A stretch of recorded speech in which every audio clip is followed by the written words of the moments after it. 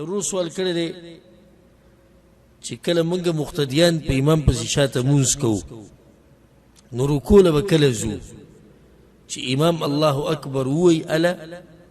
که امام الله اکبر چې وایي د دې پورې درمیان کې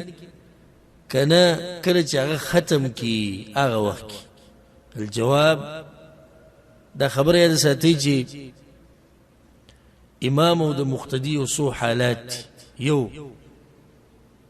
المسابقه د امام نه مخکې کېده دویم الموافقه د امام سره یو شان کېده دریم د امام نه لیټ کېده ډیر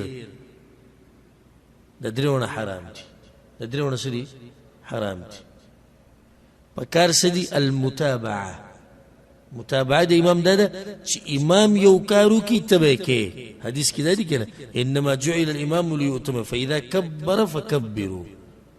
فكبر هغه تکبیر وي تبع وي اذا ركع چې هغه رکوع وکړه فرکړو امام وي الله اکبر اوس ګوره کله امام ته تخکاری تبع اولنی صف کې نو ګوري چې امام رکوع لاړ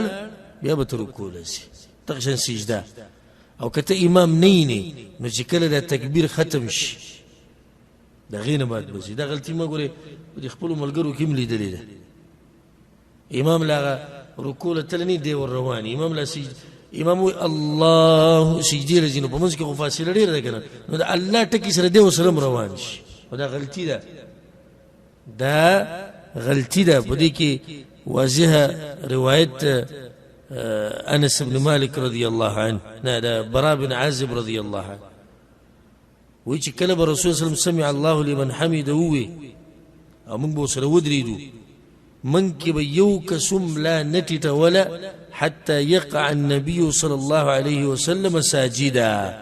ترديجي پیغمبر صلى الله عليه وسلم بس سجدي لنو طلب صحيح بخاري سے مسلم کی دا حدیث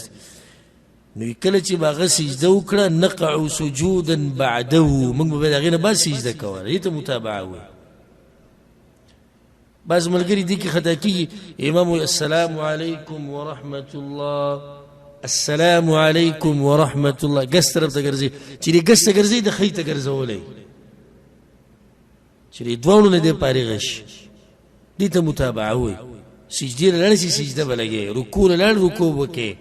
تکبیر وي تبوي او په دې طریقې سره والله اعلم